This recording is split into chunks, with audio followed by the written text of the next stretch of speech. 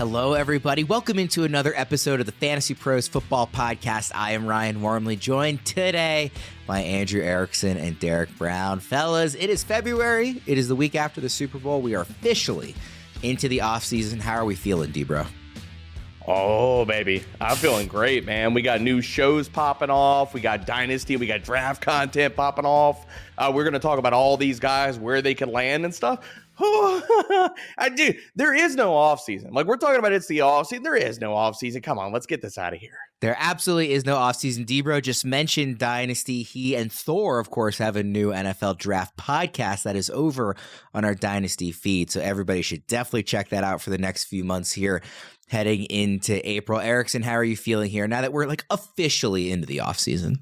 I'm ready for it. You know, I think that NFL free agency is really fun to attack because you can tie in all these narratives about this player knows this guy and this coach, because essentially these guys are just looking for jobs. And if you ask anybody about their job, where they got it, how did they get their job, it's because, well, I knew this guy. I knew this guy. That's why I have my job here. I knew Joe Pisapia. That's why I'm here at Fantasy Pros. That's why I have my job. I knew Andrew Erickson. So again, it's just like, we look at it as these guys, they're superstars, but at the end of the day, it's their job. We get to do some dot connecting with some of these players and teams as we head into the off season. I don't know anybody who loves connecting dots more than you do when it comes to this guy played under this coordinator and this other franchise, so they're going to be a trade target. You are the GOAT of finding those connections. So I have a question on that entire thought process. Erickson, you ever play Connect 4? Big fan of that? No? Yes, no? Yeah, I dabble.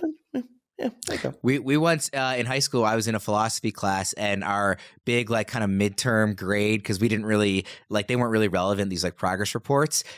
We had a class-wide Connect 4 tournament, and every round you got another letter grade up on your like interim progress report.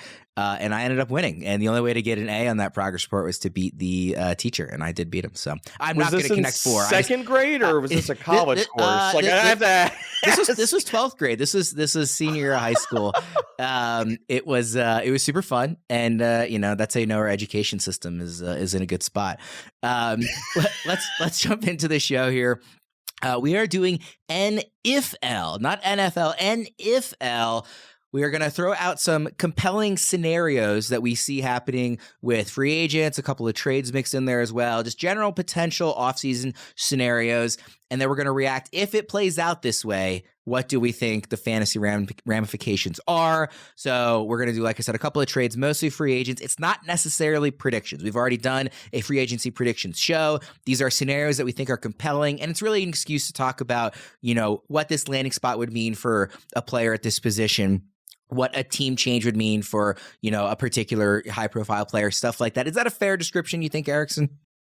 Yeah, I would say so. Again, a lot of stuff is going to changes in the betting market, so it'll be interesting to see how these teams play out their off seasons. But yeah, we got to try to assume that something's going to happen. We got to talk about it. Yep, this is what off-season topics look like. And again, we recognize that many of these players will end up re-signing with their teams or going somewhere else that we didn't predict. This is more just a fun exercise while analyzing the various team situations. Are you ready, D-Bro? Oh, I'm born ready, baby. I mean, I'm ready like you were in that Connect 4 tournament. Let's go. I was very ready for that. Just to give everybody a note, if they want to look at our early 2024 consensus rankings, those and the tiers can be found at fantasypros.com/rankings. So obviously very subject to change between now and next season. But, if we reference roughly where a guy is ranked or where he might be ranked in some of these scenarios, you can check out those rankings there. Again, fantasypros.com/rankings. Let's start with the quarterbacks, the most important players on the field. And here, since we did some of the free agent quarterbacks earlier this week, we wanted to talk about some of these trade candidates. I guess the first one is possibly a cut candidate as well. In some scenario, Russell Wilson might not be with the Denver Broncos. So we have him going to the Falcons as a team that is obviously kind of ready to win now. They have a new coach in place. They just need the quarterback. Erickson, I'll start with you. What would you make of Russell Wilson to the Falcons? I think it'd be an interesting fit for him, teaming up with Zach Robinson, who's come in as the new offensive coordinator. Look, Zach Robinson, he stems from the Sean McVay tree, and that's where Russell Wilson has kind of had his most success. He had success with Shane Waldron in some of his later years in Seattle before kind of things fell off the cliff with some injuries at the end of his Seattle tenure. And then obviously with Denver the last 2 years just has not worked out for him. So yeah, I think it'd be a breath of fresh air. I think anywhere that Wilson goes where there's a more Shanahan, McVay type of scheme, I think works better for him, especially because his mobility is continuing to decrease every single year. He's not making those off-script plays that was so vintage Russ and kind of made him what he was at his peak. That's not no longer the case. So for me, I think it's definitely an upgrade for those pass catchers for what we saw last year and probably the year before. Wilson's a much better thrower than Desmond Ridder, Marcus Mariota, those types of players. So yeah, I think it'd be an overall boost for the offense overall. Debro, is Atlanta the most compelling spot for a quarterback to land in terms of fantasy, just given that they have, again, not only the new coaching staff, an offensive coordinator from the McVay tree, but Drake London and Bijan Robinson and Kyle Pitts? I mean, this is a very enticing landing spot for any quarterback to go. I think the two landing spots we're going to cover here with the quarterbacks that we're going to talk about are the two landing spots that I want to see guys go to. Those are the two most compelling. And when you want to talk about like the overall system, the skill players involved and stuff, and a lot of the similar thoughts with Erickson, I'm just going to echo here. With Robinson coming over, it's definitely a push up, as well as, with Arthur Smith leaving, I think we're going to at least see a neutral passing rate somewhere around league average. The Rams last year were 17th. Atlanta, I guess everybody probably already knows this, they were bottom 5. They were 31st in neutral passing rate. So if we're talking about the quarterback upgrade plus the scheme changes, it's wheels up for everybody, Russ included. Drake London's the guy that I specifically want to highlight here because I've been on record and I'm still going to say it here. If you give Drake London a new, just league average quarterback play, which Desmond Ridder has never come close to that. Neither is Marcus Mariota. I'm sorry, but it's true. And Taylor Heineke, same thing. Below average quarterback play all the way through. If you give him league average quarterback play, if you give the Atlanta Falcons at least league average neutral passing rate, Drake London's catching 95 to 100 balls this year. It's going to freaking happen. He is that type of player. He's an alpha. He's proved it time and time again, both with deeper metrics. I know the counting stats haven't been there, but again, we're talking about the passing volume hasn't been there, and the quarterback play has been terrible. So adding Russell Wilson to this offense, I will already be ranking Drake London based off of we think that a quarterback upgrade is coming. If it were to be Russell Wilson, my rank on Drake London will be aggressive this year. Erickson, quickly, if Russell Wilson ends up in Atlanta, what do you think about betting on the Falcons to win the South next year?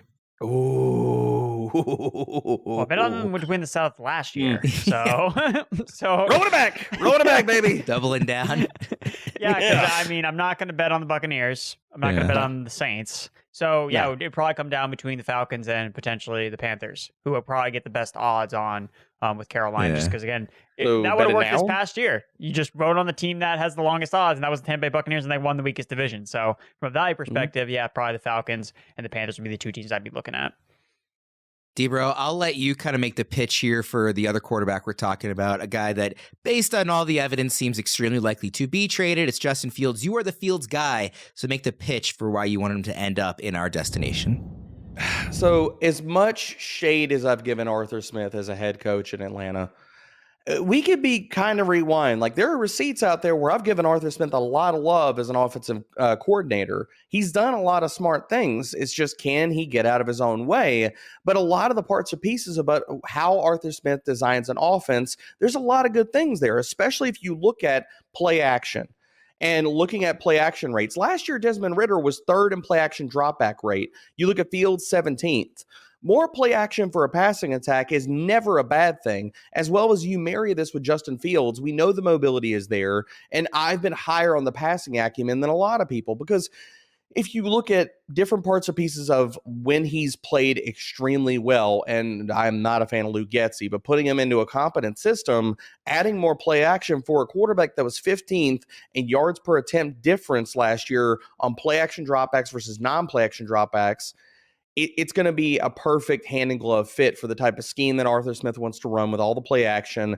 And plus what we've already seen him do in elevating, no, he didn't elevate Desmond Ridder as a quarterback, but just because, unfortunately, I think that the level of quarterback play, you can only elevate it so much between him and Heineke and Mariota. But we've seen him elevate quarterback play with Ryan Tannehill. So as much as I have been really hard on Arthur Smith as a head coach, I like a lot of the things that he does as an offensive coordinator. We might still be pulling our hair out of, oh, is Pat Fryermuth going to score touchdowns this week? Or, oh, dear Lord, here comes Darnell Washington, 7 touchdowns incoming because of the Jonnu Smith corollary. But for Justin Fields, it'd be great stuff, man. Like right now in my ranks right now, not knowing his future landing spot, I have Justin Fields as my QB 6. And people might say that's aggressive, but how? He's done this over multiple seasons where we've seen top 3, like number 1 quarterback overall upside in various weeks. Ranking him as a mid-range QB1 is not aggressive. Erickson, what do you think about that ranking for Fields while we still don't know his landing spot? And subsequently, where do you think you'd be ranking him if he does end up in Pittsburgh? I think I have him higher than Debro does. I think I have him as a quarterback 5 or quarterback 4. It's just like comes down to the rushing. And the way that Justin Fields wins is with his legs. Like any team that trades for him is going to use his legs. They'd be stupid not to. Like, why would you trade for this guy when we know his best weapon is legs? And when you trade for him, you don't necessarily need to invest a long-term contract in him. So you're not necessarily worried about, oh, we have to send this guy to a long-term deal. Now we have to protect him. We can't have him run, et cetera. When it's like, look, Josh Allen signed a long-term contract and he's still running because it makes him good. So embrace that. The new team, I think, in this case, the Steelers, would definitely embrace it. They've already talked about, we want to run the football. Okay, so how do you take that ball out of the air? You get a mobile quarterback. And now you got Justin Fields in there. So, look, I think that Debro was accurate about talking about Arthur Smith. You have to remove what he did as a head coach, and you have to isolate what he's done as an offensive coordinator, which is different because he doesn't have to deal with why isn't Bijan playing enough? It's like, that's not my job. Like, I have to I'm calling the plays on offense. So it's up to Mike Tomlin to decide who's playing when. Like, that's his call. So ask the head coach. So it's like one less thing that Smith has to worry about. He can just focus on the offense. We saw him do it in Tennessee with a run-heavy offense, and he unlocked Ryan Tannehill's ceiling as a uber-efficient passer. Ryan Tannehill in 2019 was 2nd in fantasy points per dropback. And even in 2022 with Marcus Mariota, 5th in fantasy points per dropback. So we've already seen Arthur Smith have a very mobile-driven quarterback in Mariota in multiple stints be productive and efficient. So again, I'm not concerned about the passing volume for Pittsburgh. It's probably not going to be a ton, but Fields is going to be able to be efficient. He has good weapons. And he's going to use his legs. So last year, Fields was 5th in fantasy points per dropback in an offense that we had a lot of question marks about. So yeah, I would be confident ranking him as a top 5 fantasy quarterback. And there's no way, at least in my opinion, that you're going to have to draft him as a top 5 fantasy quarterback because of the rhetoric, the narrative around Fields. Oh, we can't throw. It's like, well, we play fantasy football. So it's a different game. You have to acknowledge that it matters so much of his rushing. Again, after week 4, he was averaging 22 fantasy points per game. So again, he's going to have a couple of these duds where it's like, for some reason, he just doesn't run in a certain game. But once you get those out of the way and he's running, he's going to be put up fantasy points. Debro, do you just like wake up in the middle of the night in a cold sweat, having a nightmare about him going to the Raiders and being reunited with Luke Getsy? Oh, that's one of the things that where I think that there's no chance that happens. Yeah. I mean, looking at Luke Getsy and that type of marriage, you have to believe as soon as Luke Getsy got in the building and he's like, okay, we're not trading for definitely Fields, blah, blah, eliminated blah. them from the sweepstakes. Yeah, exactly. I disagree. Really? Why do you guys think you think there's going to be a reuniting? Yeah. No, and again, I was, before I kind of dug into it a little bit more, just kind of looking at Fields and his potential landing spots, I kind of thought the same thing. It's like, oh, he must hate Getsy. But like, I was reading an article from before the Week 18 game, and Getsy was glowingly talking about how he believes in Justin Fields. Like, and that's something that I think is really important for a quarterback like Fields, who he needs the offensive coaching staff to buy into him. Like, I need you to believe in me. Like, clearly they obviously had growing pains, but again, it's still a young quarterback. It's a guy that has not been offensive coordinator for that long. So yeah, I know we're talking about him landing to the Steelers here and they're the favorites, but really, I would not be surprised if he does go to the Raiders because Luke Getsy, at least from what I was reading, believes in Justin Fields. And that's something that should not be undersold, that this offensive play caller believes in me as a quarterback and that I can take a development and take another step. And it's also a system he knows, at least. We saw, look, if it wasn't for that injury Justin Fields had with his thumb, this season could have played out way different. Like, he could have progressed much sooner and much faster, but then there was like a delay in the middle of the game of the season where he was out for a month without a thumb injury, a hand injury. So he couldn't, I think the season could have played out differently for Justin Fields as a passer. And again, despite all the downturn, he still did progress as a passer. He was better this past year than the year before. So I wouldn't rule it. Again, I'm not saying you guys are wrong, but I initially thought the same thing. It was like, oh, there's no way he's going to the Raiders. But after I dug more into it, it was like, no, I wouldn't necessarily rule it out. I also do kind of think, though, that like sometimes it's just time for a change, right? And I just feel like we've seen what this looks like, and maybe it's through no one's specific fault of their own. But I just kind of feel like it's best for everybody to have kind of a clean slate for both guys, right, D-Bro? Yeah, I mean, I think a clean slate is what you're looking for. But I do want to highlight this because I don't think we've touched on this enough here, regardless of wherever he goes. And let's throw the Raiders into this mix. If he goes to the Raiders, he goes to the Steelers. Can we say that confidently that those are both the best surrounding cast of skill players he's ever played with? I mean, you want to talk about Adams, Myers, and Michael Mayer, and whoever they have at running back. Yes, not just guy. It's DJ Moore or nobody. And wait, Cole Kmet can do some things, but he's not a guy that can take over a passing attack. He ever had anybody. Like, we gave him one guy, and I don't think there's a team he could go to that wouldn't be an improvement over what he's had. I mean, Atlanta would be an improvement, Pittsburgh, Vegas. I don't think there is a team that is reasonably looking for a quarterback that wouldn't be Patriots an upgrade. Would be a downgrade. That's true. No, quarterbacks.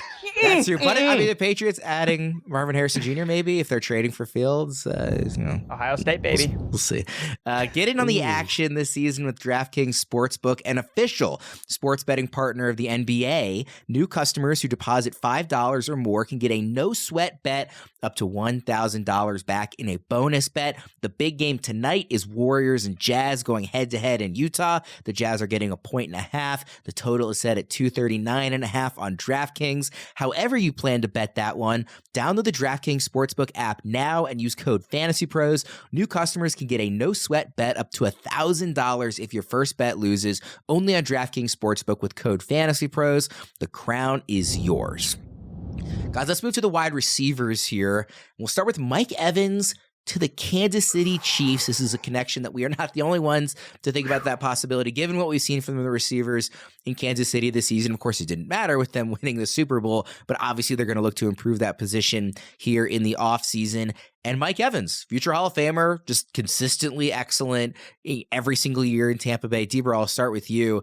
How big would this be for Mike Evans if he landed up in Kansas City this offseason?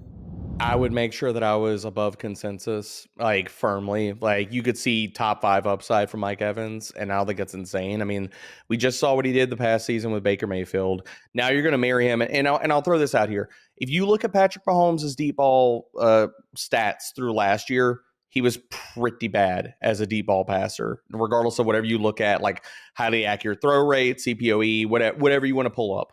He was not a good, and I understand that like some context as far as the downfield weapons for Mahomes, but the deeper metrics that point to it, he was not a good deep ball passer. But if you go back to the 2 seasons prior to that, 9th and 12th and CPOE on targets 20 or more yards down the field. So that's where Mike Evans, we know, makes his money. And as well as giving Patrick Mahomes another legitimate red zone threat. Because right now you got Travis Kelce and then you got Patrick Mahomes pulling a rabbit out of his hat. Like every single time they get inside the 20. When they get inside the 20, if they get Mike Evans, it's either Kelce or it's Mike Evans time, baby. And we could see a season out of Mike Evans where he scores 12 to 15 touchdowns. And I don't think that's insane because he showed no fall off last year. He showed that he has plenty left in the tank. And I had concerns going into not only was the Mayfield stuff, but going into last season, some of his deeper metrics. But it looks like from what we saw between Baker Mayfield and the last season of Tom Brady, some of those numbers might have been tied more to Tom Brady and not any kind of fall off from Mike Evans. So wheels up for me. Yeah, I'm glad you mentioned the red zone stuff. Erickson, I want to pitch this to you, but do you think that adding Mike Evans would hurt Travis Kelce? I guess it's sort of flawed analysis because they're stylistically different, but they're both big bodied and they're both good in the red zone. So if Mike Evans is getting 13 touchdowns, which is what he had last year. I mean, he has 94 touchdowns in his career. Like he is a guy that is very well used in the red zone and I assume would be in Kansas City as well. So does that kind of knock Kelce? Does it knock Pacheco maybe not getting as many rushing touchdowns? How does this sort of play out for the rest of the Chiefs that are already there? Yeah, I think that you're accurate with that. I mean, it's going to be all the fantasy points are going to go to Patrick Mahomes' arm and not the running backs and not Travis Kelce, because that's how Travis Kelce has been so dominant, his red zone role. has been elite at the tight end position. Again, even in a down year, he still had like 8 touchdowns because he's the number 1 red zone target. That's not going to be the case if Mike Evans is a Chief. And it's funny, this kind of just popped in my head, but this whole season for the Chiefs has really reminded me a lot of the 2006 Patriots. Now, that team didn't win the Super Bowl, but it was a team that was very undermanned, made it all the way to the AFC Championship game, should not have made it there. But then they realized, hey, we did not give Brady enough weapons. Like, we should not have made it this far. And the Chiefs are lucky they won the Super Bowl. Like, again, this team was down and out, but every other team just laid an egg when they got the chance to try and play the Chiefs. Like, it just didn't work out. Like, the Chiefs should not have won the Super Bowl this year based on the offensive personnel. Obviously, their defense was elite. They have Mahomes. But this was a year they shouldn't have expected to win, but they did. So I think that they are going to be aggressively buying receivers, whether it's in the draft or free agency. And Mike Evans, to me, this reminds me of when the Patriots traded for Randy Moss. Like, they were like, nope, we're sick of this. We need to go get our guy, the best wide receiver we can find. And Randy Moss was 30 years old. And then what did he do? Went out and caught 23 touchdowns in 2007. So people are talking about three-peats. I'm looking at the Chiefs like, hey, why can't they go undefeated? Like, that should be what they're striving to do. Go an undefeated season where they can three-peat. And how do you do that? You add Mike Evans. And again, maybe we're not talking bold predictions here, but it kind of popped in my head. Like, Mike Evans is kind of looked at as, Hall of very, very good, I think, because you mentioned his consistency. But how many times have we looked at Evans as like, oh, he was the best wide receiver in the NFL this season? I think with Patrick Mahomes, he can cement himself in that conversation with a season where he scores 20, 22, 23 touchdowns, because he can do that attached to a guy like Mahomes. I think he's a Hall of Famer already. I think he's Hall of Famer already. Agreed. No, what I'm saying, but like, what have you ever looked at Mike Evans like he's the best wide receiver in the NFL right now? No, you're right that I don't know that he's ever been the best. But okay, I don't think he's been number 1. But can we say like he's had multiple seasons and that's in the top 8 to 10? I think in a sport like football too. 10? In a sport like football too, durability and consistency is valuable. I mean, he has 1,000 yards every year. Right, but how many times has he gone over 15? Ask how many times he's been the best receiver in the NFL. I didn't say that. I said how many times would you have said he was at least top 8 to 10? Are we going to say none? Every year. I want. It's a Hall of Fame, isn't it? It's a Hall of. I'm not arguing. Yeah, he's going to get in the Hall of Fame. But I'm saying like he doesn't have that marquee season where he's looked at as the best wide receiver in the NFL, and he can do that with Mahomes. That's all I'm saying. 1,500 yards in 2018. I mean. Arguably, this past season, if you look at receptions and yardage and touchdowns all kind of combined, last season might have been his like second best year, maybe. I mean, 2016. And was he top 5 in your opinion? I don't think so. I don't have the scoring leaders in front of me, but I don't think he was. Not from like a fantasy perspective, just like I don't disagree with that. I don't disagree with that. Yeah, definitely not top 5 real life. And I'm not dissing Mike Evans. I'm just saying like he hasn't had a guy like Mahomes. Ever. No, that's true. That's fair. Well, the one thing I do want to push back before we keep rolling here is I do think that it would help Travis Kelce, because you talked about the down year last year. Kelce only had 5 receiving touchdowns, man. Like, so basically it was they got into the red zone. It was like, oh, we just stopped Travis Kelce, so Mahomes going to have to do something like magical, or they're going to have to run the ball with Pacheco. So I think if you add Mike Evans to this equation, you're giving the defense another problem to have to solve for. So I think Kelce's touchdown numbers would actually come back up. Quickly, just because I have his stats up and I think it's fun. How many rushing attempts do you think Mike Evans has in his career, D-Bro? Good Lord. 10. He's played 154 games. You think he has 10 rushing attempts? What do you think? I don't think it's Erickson? much. 1. He has 10 rushing yards on 1 attempt. He is only running once in his entire Erickson just prices right at me, man. He was like, okay, no, the 0 bid. He just the $1. For the record, I do think Mike Evans is a Hall of Famer, but I'm just saying, like, he doesn't have, in my opinion, that I don't think you're wrong about him never having been the best receiver in football. Okay. I just don't think it matters. I think he's been consistent. But I want to mention and double down on the point that you made about Randy Moss. That type of season would be firmly in play for Mike Evans. And I know it sounds like we're getting out of our skis, but like, tell me why. Like that type of season and that punctuation on his career ledger. I would never put like the 07 Randy Moss season on anybody, but I think he could have his career best season for sure. Well, I think if you look at the guys that have done the consistency when it comes to 1,000 receiving yards, like the record that Evans broke, I'm pretty sure was Randy Moss's or Jerry Rice's. So Yeah. All right, let's move on to another receiver, a guy who is clearly, in the back nine of his career, well into the back nine. That's Odell Beckham Jr., and we're putting him on the New York Jets. He's going back to New York. Obviously, this would be, teaming up with Aaron Rodgers. And Odell wasn't that impactful last year, so really this is kind of an excuse to talk about what it would mean for the Jets to add another piece to that passing attack. Erickson, what do you think? I think it'd be a good depth piece. I mean, they just got no production from anyone else on the field except for Garrett Wilson and from Breece Hall. So again, Aaron Rodgers brought in all of his retread guys and they all did nothing. So it's like, hey, Aaron, like we know that you love Allen Lazard, but we really need to get someone that can actually be more dynamic. And I think that Beckham, I think that even though he did not deliver the contract expectations that the Ravens gave him, he still flashed like a lot of big plays. He had a top 3 average depth of target. He was really more of a deep threat for the Ravens. He was not really used as more as a possession receiver, even though I think that's more of his game in my opinion. So I think that the Jets could probably use him in a little different way, kind of as a complementary piece to Garrett Wilson. Again, as another red zone weapon. Like he's good in the red zone where he can be more crafty with his route running. And obviously the Jets, that was their biggest issue last year, was they could not score any touchdowns. And now that comes back to the quarterback play. But having another weapon like OBJ in New York, I think it'd be a lot of fun. And if you look at OBJ's metrics from last year, he wasn't horrible, like from a per efficiency kind of standpoint, top 30 in PFF grade. Again, he was generating a lot of big plays and he wasn't running a lot of routes. Like a lot of the times he was playing under 50% of the snaps. So again, whether that's because he's a veteran, he can't run all the routes, not so sure. But I think in New York, he could be at least somewhat serviceable.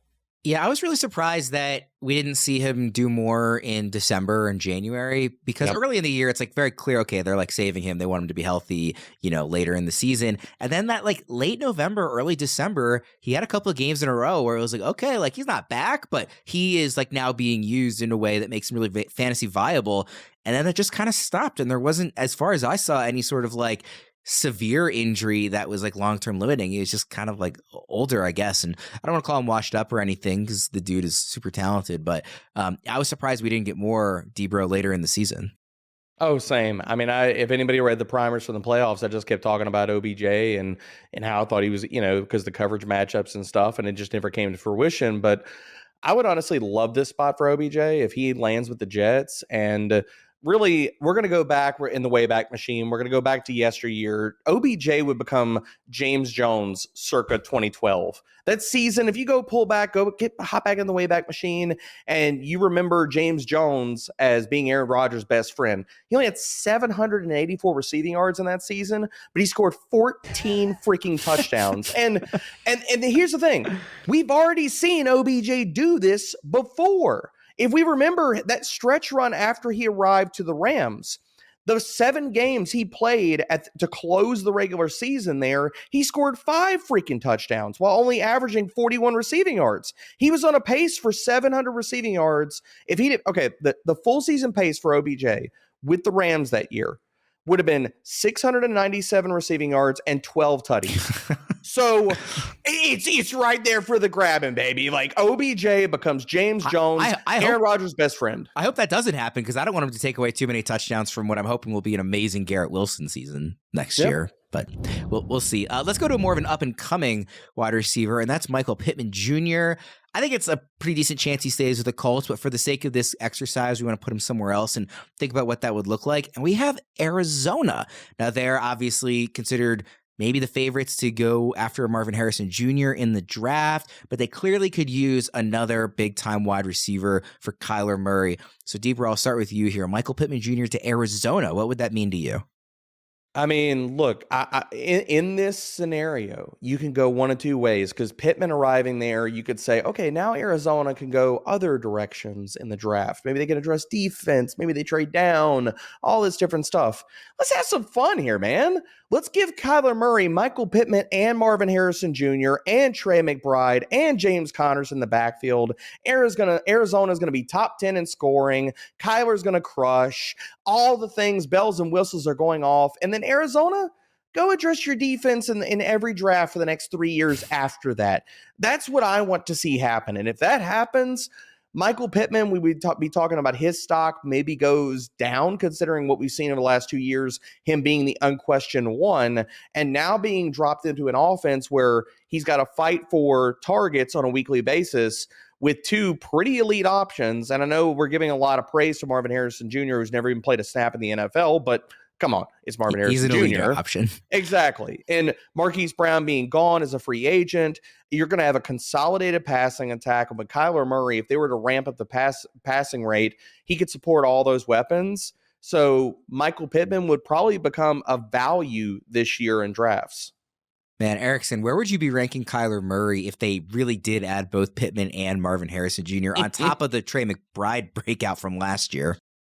Pretty high. A lot higher than I think that he is in consensus and kind of how he's viewed. When I did my early kind of quarterback rankings, Kyler Murray was someone I called out as yeah, I'm going to be in on this guy because he was productive. Yep. Like the first game he came back, okay, he's probably going to be slow. He's immediately running around. I'm like, oh, he's healthy. He's fine. He's good to go. So you're layering on, okay, he actually has weapons.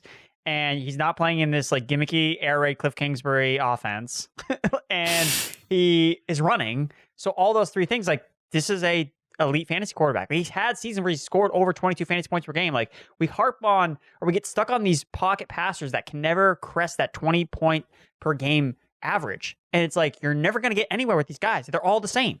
If you're not going over 20 points, then just get a waiver wire guy. You can find whoever is the cheapest of those options. But once you crest over that 20-point threshold, now you're cooking with gas, and that's going to be Kyler Murray, just given if he adds weapons in free agency through the draft. I mean, right now is the time to buy low on Kyler Murray in any format, whether it's dynasty, best ball, whatever you're doing. He's undervalued because it's just going to get better for him. Speaking of the Cardinals, we have Marquise Brown leaving and going to Denver. Erickson, I'll start with you here. What would you make of that setup for him? Not thrilled about it. I don't really know what to think of Marquise Brown because he was set up really well last year. Again, obviously he didn't have he didn't have Kyler Murray to start the year, but Kyler Murray came back and Marquise Brown disappeared. He was worse when Kyler Murray came back and then he got hurt. He's been hurt the last 2 seasons. So what are we looking at? What's his body of work? He's been a vertical speed receiver that stretches the field, but has been inconsistent, never really been a true number one. And now he's he's going to a Denver Broncos team that has a bunch of other receivers that we have question marks about too. It's Jerry Jeudy, he's never going to do anything. He's never going to live up to the Alabama pedigree. And then Courtland Sutton, if he got to all the touchdowns again, well, then Marquise Brown, you're out of luck. So again, the fact that he had such a high opportunity last year, 1,200 air yards, 25% target share, nearly a 40% air yard share, was top 20 in weighted opportunity, and he was horrible. He got all the opportunity in the world last year. Again, the quarterback play wasn't great, but even when Kyler Murray came back, he was still bad. So I think that he's probably going to be discounted enough this year where wherever team he goes to, specifically in this case, Denver, he's probably just worth taking a flyer on because of his entire body of work. He's not going to be a wide receiver 5, but that's probably where he's going to be ranked. And when I look at my rankings, that's where he is. He's in the 40s, 50s, because I can't rank him super high just based on the last 2 years that we've seen from him. Debra, what do you think about Hollywood Brown potentially to Denver? So I'll play. This scenario plays out a little bit differently in my mind's eye than what Erickson kind of laid out. I think we have to talk about, first of all, this would be the coffin nail for Marvin Mims, who didn't show everything we wanted to see in his rookie season. You add a guy like Marquise Brown, and this is assuming that in this scenario they would keep Courtland Sutton, because the other side of this is Courtland Sutton is not a free agent until 2026, but they could cut him right now and save roughly $10 million against the cap. So in this scenario, I think you would be looking at it. Let's play it out this way. If they were to cut Courtland Sutton and then they roll with a trio of Marvin Mims, Marquise Brown, and Jerry Jeudy. Now, if they kept Sutton, again, coffin nail for Marvin Mims, but cutting Sutton, I would probably be higher on Marquise Brown than maybe some other people because we've seen Jerry Jeudy is not that guy. Marvin Mims had a disappointing rookie season. We've also seen Sean Payton, and I think that Denver is going to walk into 2024 with a different quarterback, obviously, than Russell Wilson. They're not starting Jared Stidham. Now, whether they overpay for Kirk Cousins or they go out and trade for a guy, they move up and try to draft a guy. I think the whole benching of Russell Wilson was to improve their NFL draft spot in the first round to get them within striking distance for a quarterback. Now, that didn't work out exactly as planned, but are they still high enough to where it's possible they go up the board a little bit and go get a quarterback? Because we know that Peyton is going to be like, look, I want my quarterback. I need a quarterback. So I think that gets addressed. And assuming they let go of Sutton, Marquise Brown would be the number one wide receiver there. And we've seen how Sean Payton used Brandon Cooks in a lot of different ways, whether it was on screens, whether it was on motion, got him loose as a guy that, yes, Brandon Cooks is better than Marquise Brown. But even as the dollar store version of Brandon Cooks, I still think what Marquise Brown is going to fall, probably be like a wide receiver 4 or 5, like Erickson's talking about. But in this scenario, I probably would come in higher on him than consensus. Even with Bo Nix as his future quarterback? No, never mind. I take it all back. Just fade the entire offense outside of Jaleel McLaughlin. I take it all back. Never mind. I'm out.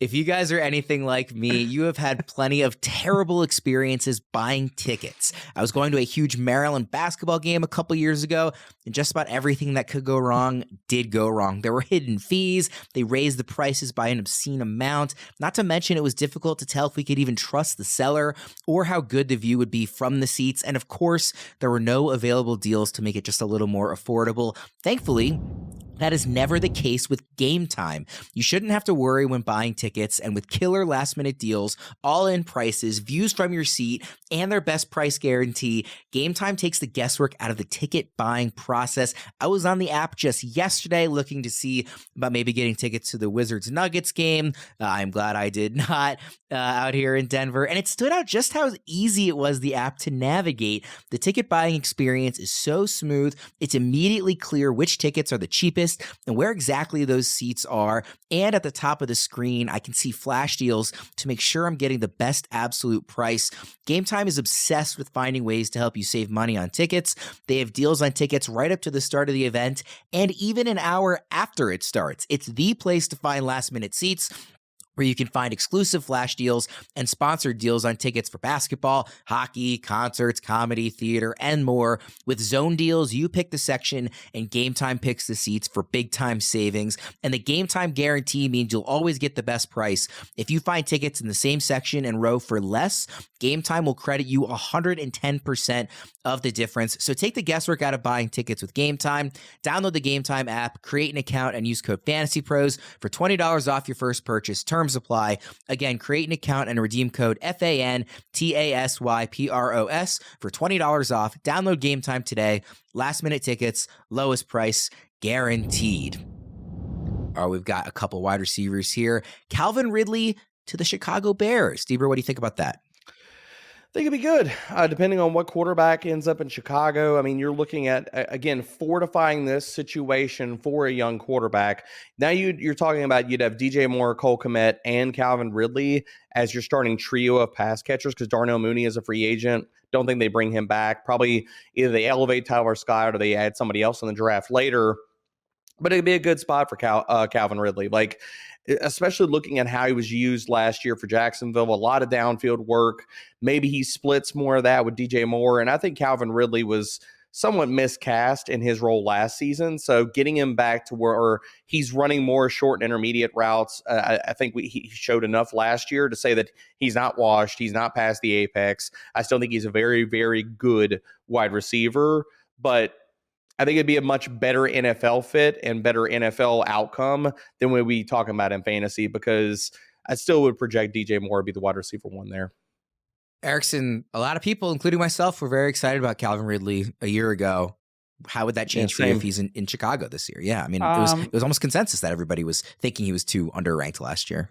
And then it didn't happen. He was overranked. Yeah, it did not play out that way. Yeah, because we put expectations on a guy who hadn't played in like 2 years. It's like, oh, wow, of course he's going to come out rusty. And again, after week 1, that's exactly what happened. But I would downgrade him. I want to see him back in Jacksonville. I think that he had an elite opportunity and it just didn't come together. But he's the simple case of we may have just been a year early on Calvin Ridley. I really think that's the case in if he stays in Jacksonville. But in this case, yeah, I don't want to see him necessarily go to Chicago for fantasy. He would be the number 2 behind DJ Moore pretty clearly. And I mean, in Ridley's career, like when he was the number 2 besides Julio Jones, like he hasn't really ever stepped up necessarily when he's had elite target competition. Even this past year, like Christian Kirk was basically neck and neck with him in target share. And then Evan Ingram was the guy that was eating up all the targets, especially underneath. So I think for Ridley, yes, better real life fit for the Chicago Bears and whoever their quarterback is. So you drop Caleb Williams into that offense with Ridley, DJ Moore, Cole Kmet, and like you're feeling really good about a rookie quarterback with his talent. But for Ridley as a fantasy asset, I think that he'll just kind of maintain his boom or bust mantra where he's going to have massive games, but then it's going to be accompanied by a lot of really, really down games. You think he'd still be like a wide receiver 3 for you, Erickson? Yeah, he would basically be the same guy that we're going to talk about next. Yeah. I'm glad quickly before we move to the next guy that you mentioned, kind of what it would look like for the quarterback being dropped in there, because I mean, like DJ Moore, Calvin Ridley, Cole Kmet, like you said, maybe they even add another receiver with the 9th pick, possibly. Like that's about as compelling of a situation as you could be dropped in for a team that's picking number 1 overall. Obviously, they've earned that through trade, but still stays. Yeah. Or Fields were to stay, which I think is unlikely. But let's go to that other wide receiver that you mentioned, Gabe Davis, to the Jacksonville Jaguars. Something of a Calvin Ridley replacement here in our theoretical scenario. It's hard to imagine many quarterbacks, obviously, being a better fit for a guy like Davis in terms of the deep passing than Josh Allen, given his arm. Trevor Lawrence, obviously very talented. Debro, Gabe Davis to Jacksonville Jaguars. Would we be back in on Davis at all? I think you would just look at it as a push. I think Gabe Davis, we know who he is at this point of his career. And I know Erickson and I have had various iterations we've been in on Gabe Davis. We've been pushing hype train on Gabe Davis and stuff. But at this point, we just have to call it who he is. Like, he's a deep threat. That would be a really good marriage. Now, I say a really good marriage, but we've seen like the up and downs that Calvin Ridley had last year as the deep threat for Jacksonville. So now you're looking as the watered down version of that. So I think Gabe Davis would be a wide receiver 4 or 5, and we're probably just going to see a push because, Lawrence is a very good deep ball thrower in his own right. Last year, he was 12th in deep ball completion rate. So for me, this would be a push, if not a slight downgrade, going from Josh Allen's deep ball to Trevor Lawrence's deep ball, and just the overall complexity of that Jacksonville offense and how they're going to build it. So for me, if he gets hyped at all, I'll just be lower than consensus or out on him. Erickson, Gabe Davis in Jacksonville. What do you think? Well, I don't think he's going to get hyped. There's no way after Gabe Davis went like 4 straight games without a catch that he's going to get hyped going to the Jacksonville Jaguars. Yeah, it's just going to be the same thing. He's going to be a boomer bust guy. It's really going to come down to price. Like that is always going to be the question with Gabe Davis. Because if he's cheap enough, it's like, well, it's worth it because we know he's going to have these big spike weeks because that's his game. Like that's his mantra. And we saw that with Calvin Ridley. Like Calvin Ridley was equally as frustrating to own last year as Gabe Davis was. It was kind of like the Spider-Man meme where Ridley, yes, was getting more opportunity, but again, it was super boomer bust. I remember like comparing the two. I was like, Calvin Ridley is Gabe Davis of the Jacksonville Jaguars. Now you have Gabe Davis landing in Jacksonville. And I actually think that if they do not retain Calvin Ridley, that this is a realistic outcome. You look at the coaching staff. Again, I'm connecting the dots here, people.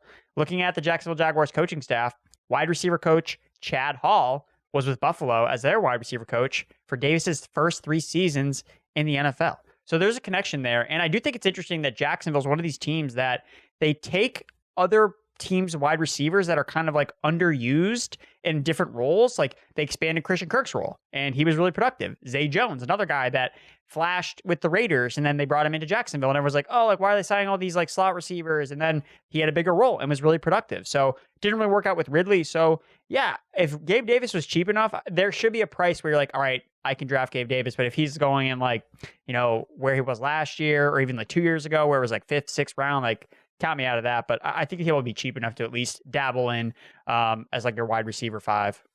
I want to add one more thing here before we move on.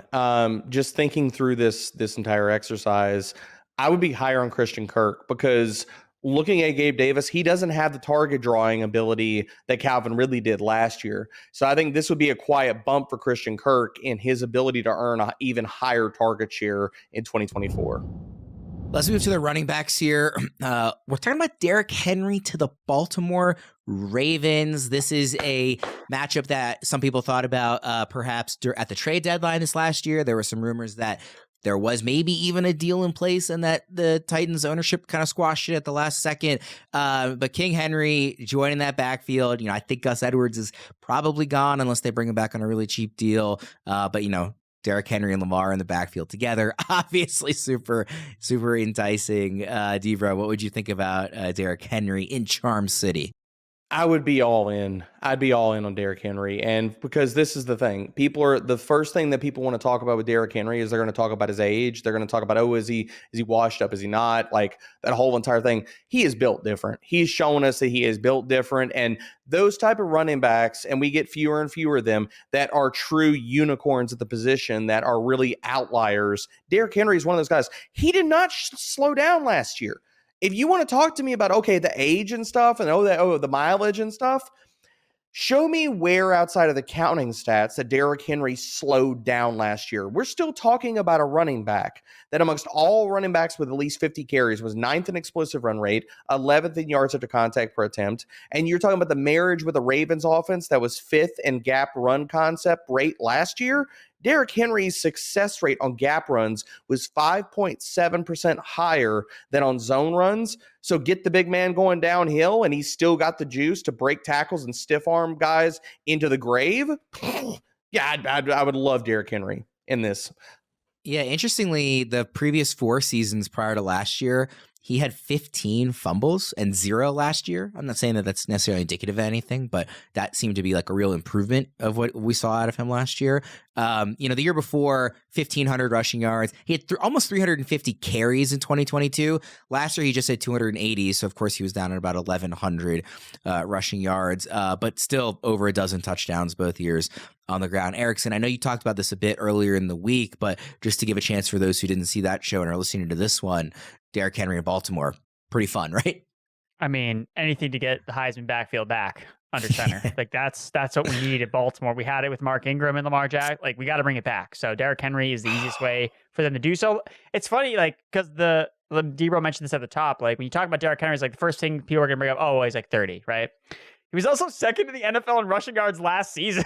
Like people look at him like, yes, like from his standards, right? He's on a decline.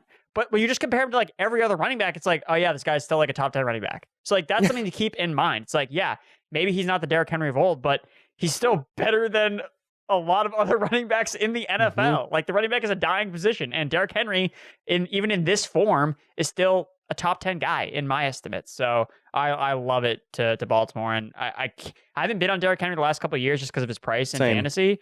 And I think even in Baltimore, like people will find ways to pick holes, especially the fact that first thing that comes to mind is like, oh, he's 30 years old. I'm going to buy the discount. And he won't catch passes. And what if other guys work in? And exactly. I'd be like, I don't care because he's going to be an RB2 in drafts. And I'm like, let's go wide receiver heavy early and then give me Derrick Henry as my hero Gus RB. Edwards didn't catch passes. So first of all, Derrick Henry has had his 2 best receiving years of his career the last 2 years. They're not great, obviously, relative to a lot of running backs out there, but maybe like as he's gotten older, been a little, able to work in more in that area. But more importantly, we just saw what a guy of that style of runner can be in Gus Edwards in Baltimore. And the dude scored like a dozen touchdowns. And that's, no offense, but that's a guy at Gus Edwards level. Imagine Derrick Henry in that same role. And the Ravens want to run the ball. And it might be in the draft. It might be in free agency. It might be via trade. I don't know. They are going to add a starting running back this season. I will be shocked if they don't. And Derrick Henry is as good of a fit as you could possibly have there. I mean, I can't imagine. I mean, outside of maybe like Josh Jacobs, I can't imagine a running back on the market that I'd rather see in Baltimore than Derrick Henry, right? Is there anybody you can think of, D-Bro? No, right? Nope. Yeah. No, I want King Henry. King Henry to be a Raven. Yeah. I want to see him in the purple and black. I need this in my life, guys. I need this. The only thing that I could think would be potentially cooler would be King Henry in a Texans jersey as he goes against... After he's ruined them for years. I think that'd be kind of cool.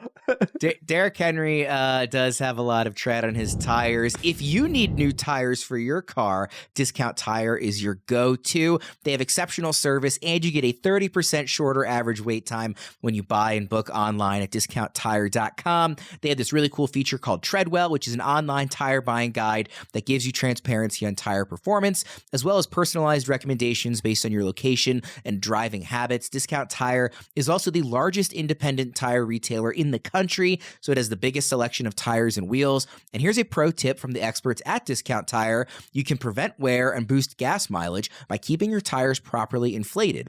Tire pressure supports the weight of your vehicle and is important to check for safety. So if it's been over a month since you last checked your tire pressure, stop by one of their local stores for a free tire safety and air pressure check. Discount Tire, let's get you taken care of. Let's move to the next running back here, Saquon Barkley to the Cincinnati Bengals, who do still have Joe Mixon as of right now. Erickson, what would Saquon and Cincy mean to you? Means they're all in.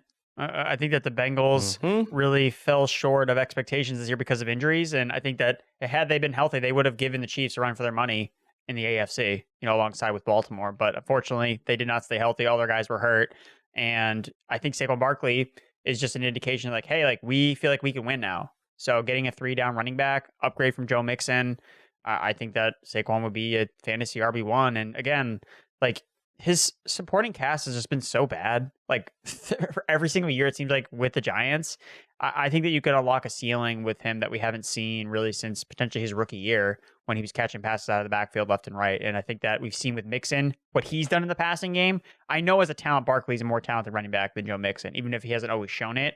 I think that we could see a ceiling outcome for Saquon Barkley if he ends up on the Bengals as a 3-down running back. Yeah, if he's getting this backfield, that's really exciting for any running back, really, just given the other talent in the offense. But Saquon especially feels like he could very easily take advantage of an offense like this, right, D-Bro? Oh, yeah, man. Like, look, if you're going to sign Saquon, again, like fleshing this whole entire scenario out, in this scenario, obviously Joe Mixon has been cut. He's gone. But we also need to talk about all of this hope and hype for Chase Brown would also be snuffed out. So that would be gone. Because Barkley, if you're bringing him in, it's probably on a 2, maybe a 3-year deal, probably a 3-year deal with only the real meat and potatoes of it is only 2 years. And in that scenario, yes, they're all in. They're going to use Barkley as a true bell cow. And we've seen what they've done with Joe Mixon. Joe Mixon's been, it's not even arguably, he's been bad the last 2 seasons. He's not breaking tackles. He was not explosive. He was just the guy that was better than everybody else on the depth chart because they had nobody else. So Barkley would be the dude. And it depends on where you want to rank him. He would be a locked-in RB1 with top 3 upside is probably the way I'd be viewing him. 2 of the last 3 years, D-Bro, under 4 yards per attempt. Just any concern about as he's getting, running backs do age quickly. I mean, he's only 27. I'm not saying he's old. There is some, because last year, if you look at his deeper efficiency metrics, some of those things did fall off for Saquon. He was 33rd in yards after contact per attempt, 37th in missed tackles forced per attempt. Now, some of these things you could say, because the other part about last season that we also need to give context to is Barkley played a lot of games. He was not truly healthy for over half of the season. Like, he was playing all the snaps, but even Barkley was out there telling people, I am not going to be right the rest of the year, but I'm working my way through it for the team. So a truly healthy Saquon Barkley, I think he's got enough tread left where those metrics bounce back. Maybe he's not top 10, top 12 in tackle breaking metrics, but seeing him bounce back where he's in the low 20s and considering that the offensive line's probably a little bit better and the offensive complexion, especially scoring opportunities, is going to be way better, I'd still be high on Barkley. Yeah, the improved offense would mitigate whatever sort of another year of aging. I think it's a big deal to like not going to the game being like, I'm the only chance our team has of scoring. Yeah. Like that was his mindset going into every single game. It's like, if I don't score on this play, then we're never going to score. And I think that wears on a player where on the Cincinnati Bengals, you're like, I just go out and ball because I know we're going to move the ball no matter what. Well, and then he's pressing. He's trying to take every carry for a home run because he's like, well, if I don't do it, who's doing it? Tommy DeVito? I mean, it's a good story, but all right, let's go to Josh Jacobs, who we mentioned briefly earlier, to the Texans. Really, I mean, such a fun up-and-coming offense. Terrible running game last year, but obviously CJ Stroud going into year 2. We saw what the receivers can be, particularly when healthy, with Tank Dell coming back. missing kind of that running back piece. I mean, there's stuff to like to a degree about like Dameon Pierce and Devin Singletary, but they're not it. They're not like this bell cow going to really drive the offense on the ground. Josh Jacobs can be that. We have seen him be that before. Took a step back last year relative to what he had been the year before, but he's still relatively young, obviously super talented. D-Bro, Josh Jacobs in Houston, how excited would you be? I wouldn't be. I'd be out. I wouldn't be. I love CJ Stroud, but I think Josh Jacobs, I think that year of the heavy, insane usage, I think he's cooked, man. I think that you're looking at a DeMarco Murray kind of guy and not like maybe, so in saying that, people are like, well, you're making the case that he has, the second breath of life. I just don't see that we see that out of Josh Jacobs. Like last year, among 68 qualifying running backs, tell me if any of these numbers get you excited, guys. He was 50th in missed tackles forced per attempt, 60th in yards after contact per attempt. He was 54th in explosive run rate. And we could say, it was the offensive line. It was a situation. Zamir White didn't have any problems breaking tackles behind the same exact offensive line and looking better than Jacobs did the entire part of the season in the cup of coffee he got as a starter. So I'm out on Jacobs. For me, I would fade him in my ranks.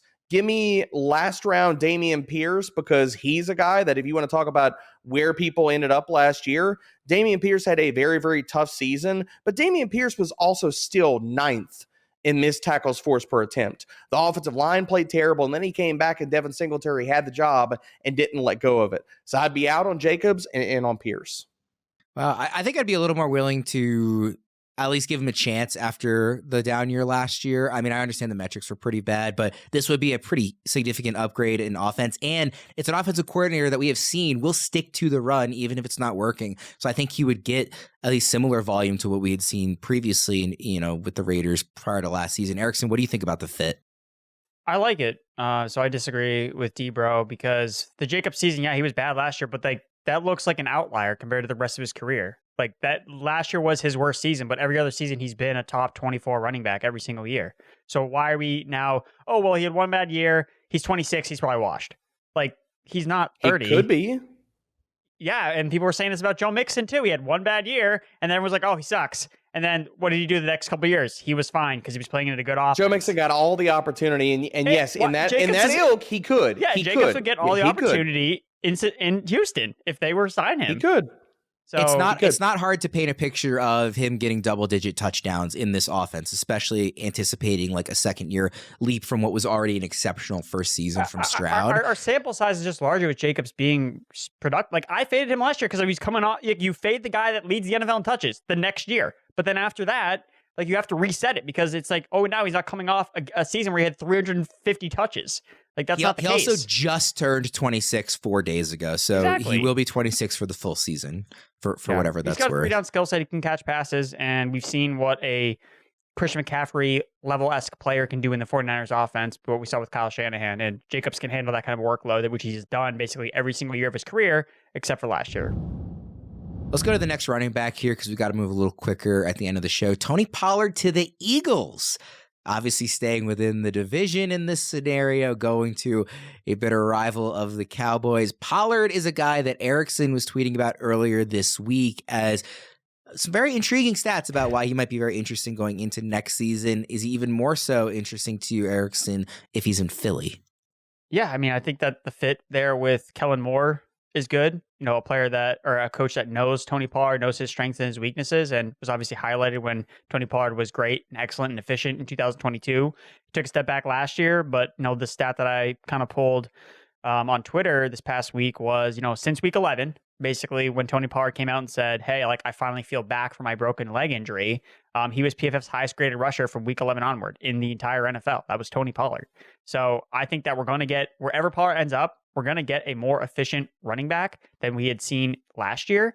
And I think that he's just the perfect, we were, again, 1 year too early on him. I think he's the perfect buy low opportunity guy, and any coaching staff is going to put him into a position to succeed, whether it's with Kellen Moore. Now, the question marks are obviously with the touchdowns and the tush push. Like, that's obviously plays a role because Pollard couldn't score touchdowns. So that's the one thing that you have to flag as a potential, it's a red flag essentially for any running back that lands in Philadelphia, which is obviously what hurt DeAndre Swift this past season. But DeAndre Swift put up career highs across the board in terms of rushing production. So you're still going to get, I think, an uber productive Pollard in Philadelphia. Just a matter of the touchdowns again. But again, he'll be much cheaper than a fringe first-round pick in 2024.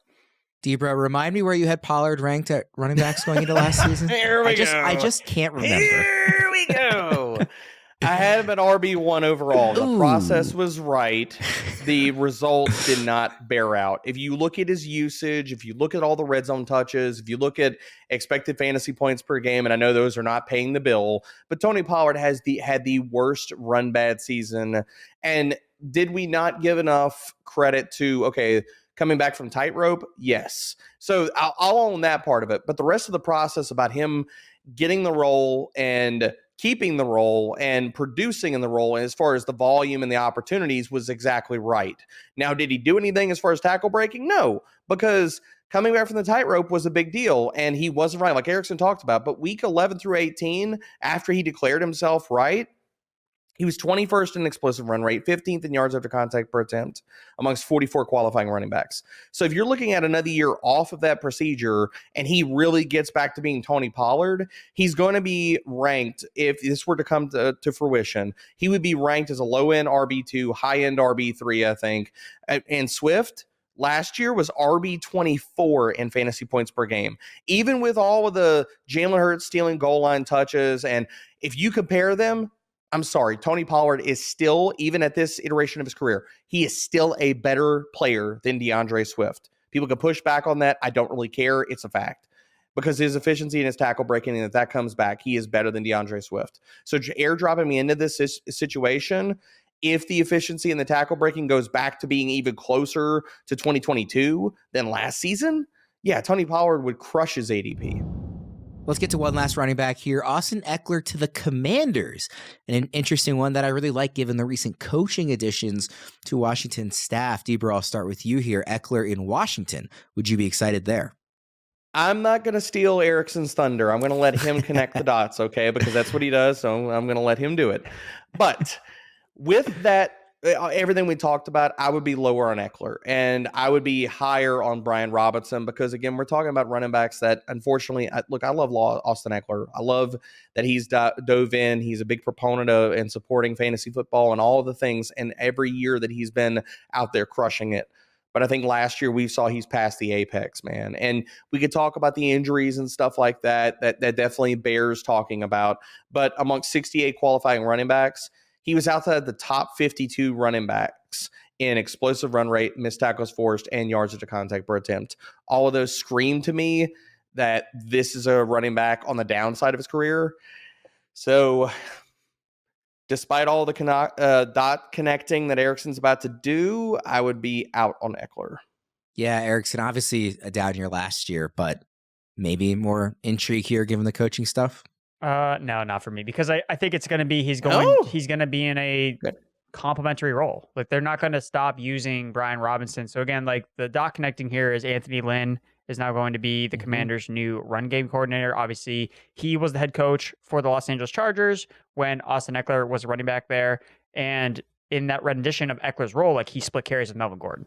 So again, it's a situation where Ekeler is going to do what's best for himself, but that may not be, I want to put up the best numbers wherever I end up going in free agency. I want to go where I feel comfortable with the coaching staff.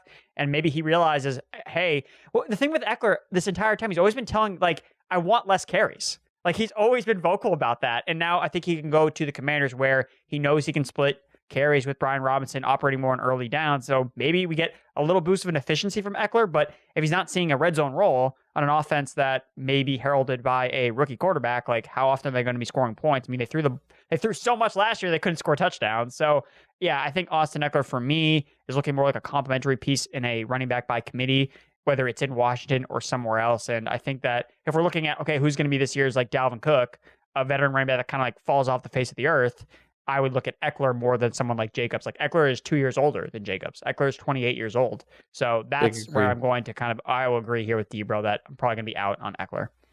Yeah, I agree as well. And also, he will be 29 by the time the 29, season starts. So his birthday's all I May. heard in all of our talk about Austin Ekeler is he would be sexier Antonio Gibson, and Antonio Gibson has not worked out last year or the year before. Yeah, so. I think it's a smart connection to make, but also, like, he's going to a worse offense, which you mentioned, and also coming off of a bad year. So, and they actually have like guys you can throw the ball to. Like that's the other thing. Like Ekeler has always thrived because the Chargers never have anyone else besides Keenan Allen. We didn't even talk about Curtis Samuel. Could he also eat into the short area targets that Ekeler would be? He's a free agent, we would be giving so that he may role, not be back, if he's back. Yeah, that's true too.